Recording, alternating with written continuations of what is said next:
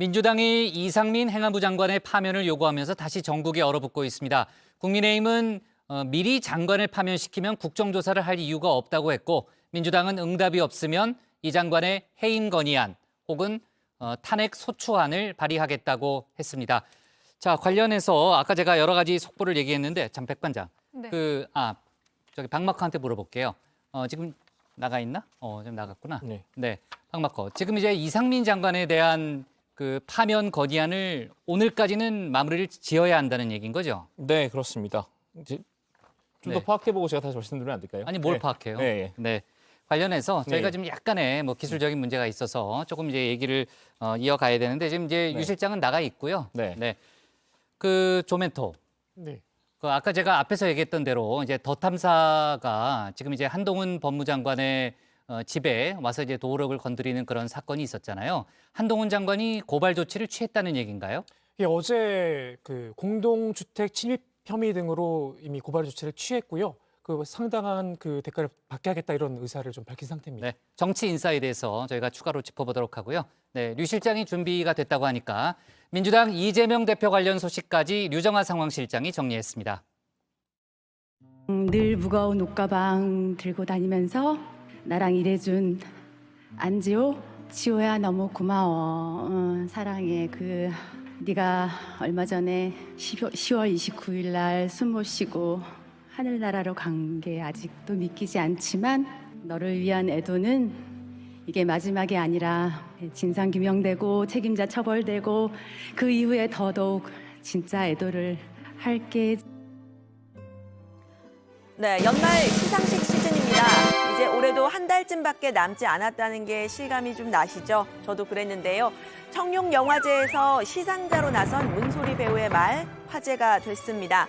내일이면 158명의 생명을 앗아간 이태원 참사가 있은 지 꼭 한 달이 됩니다. 하지만 아직 이렇다 할 책임을 지는 사람은 없었죠. 민주당은 경찰과 소방에 주무부처 행정안전부 이상민 장관의 파면을 요구했습니다. 오늘까지 결론을 내달라고 했습니다. 정치는 대체 어디 갔습니까? 권한이 주어지면 그 권한의 크기만큼 책임을 지는 것입니다. 국무총리도 장관도 경찰청장도 심지어 대통령도 진지하게 사과하는 것 같지 않습니다. 아무도 책임지지 않습니다. 네, 국민의힘은 이제 막 이태원 참사 관련 국정조사에 합의를 한 상태라면서 미리 장관을 파면하라 이렇게 요구를 한다면 국정조사를 할 필요도 없는 것 아니냐 이렇게 맞받았는데요. 국정조사를 하는 이유는 진상을 명명백백히 밝혀서 책임질 사람에게 책임을 지우는 일입니다. 미리 이상민 행안부 장관을 파면하라면 국정조사 결론이 나기도 전에 그런 요구를 하는 것인데, 그렇다면 국정조사를 할 이유가 없는 것입니다. 네, 여권에서는 이 장관의 거취, 수사 없이는 정리 없다 이렇게 정리를 한 상태죠. 민주당의 주장은 정권 퇴진론이고 악랄하다 이렇게 주장을 했습니다. 이상민 파면론을 들고 나와 정권 퇴진에 신호탄을 터뜨렸습니다. 현재 철저한 수사가 진행 중임에도 불구하고 이태원 참사로 희생된 분들과 유가족들을 자신의 정쟁 도구로 거침없이 악용하는 악랄함입니다.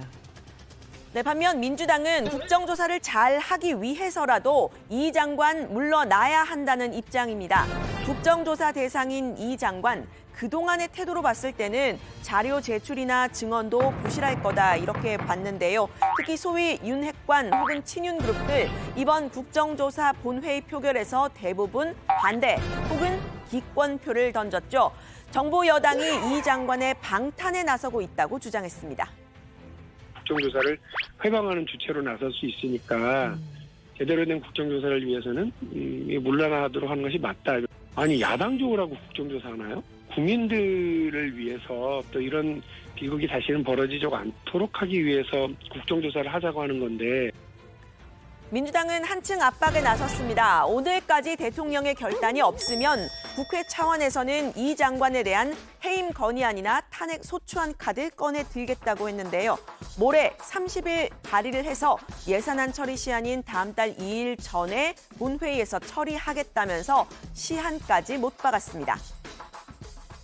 재적의 3분의 1 이상의 의원들의 동의로 해임 건의안이나 탄핵소추안이 발의될 수 있고 또 재적의 과반수 찬성으로 의결되지요. 네.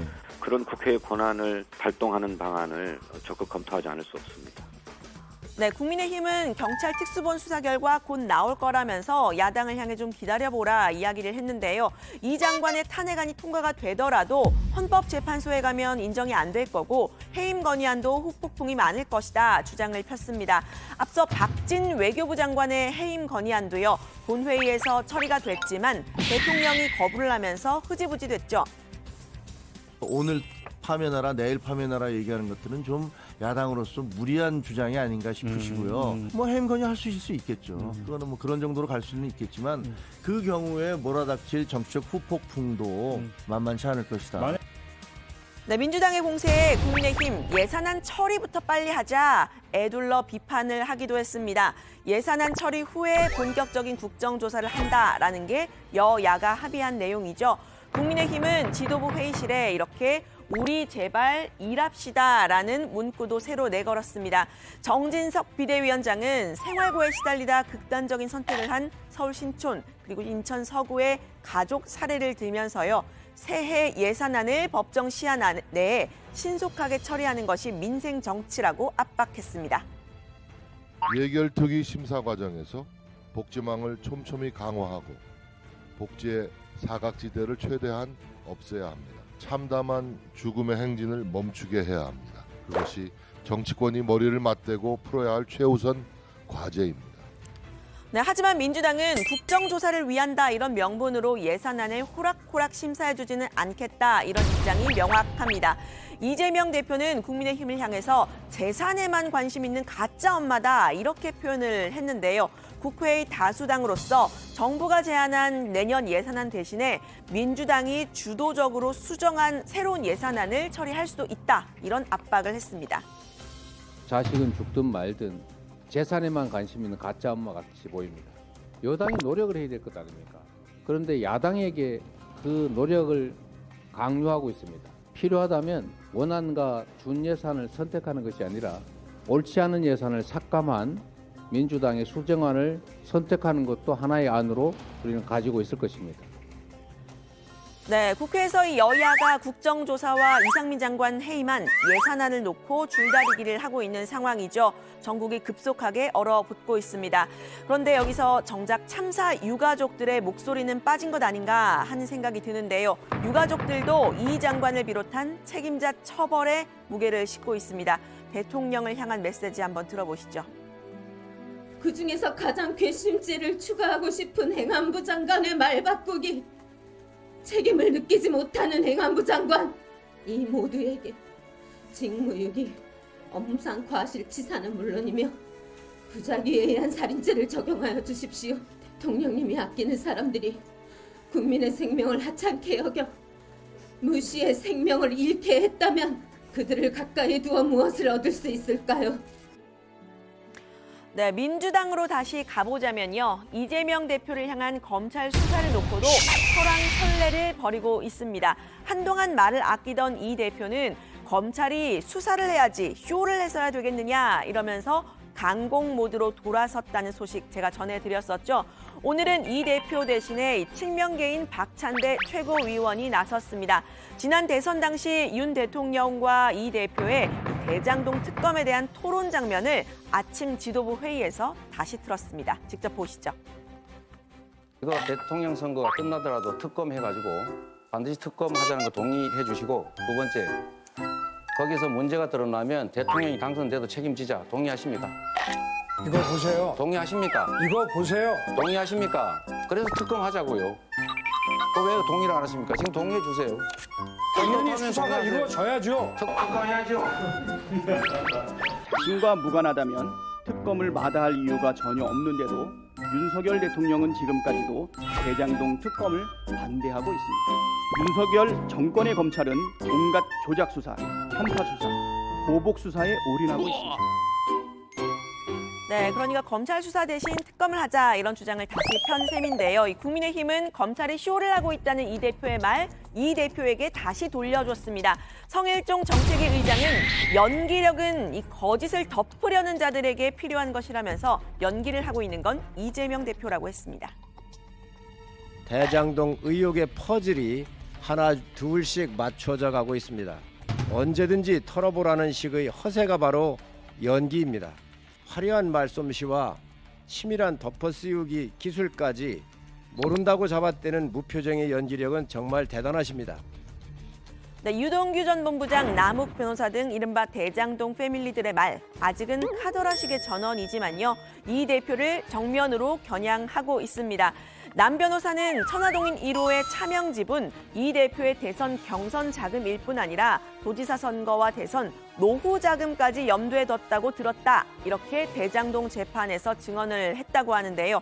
검찰 수사는 이 대표만 향하고 있는 것도 아닙니다.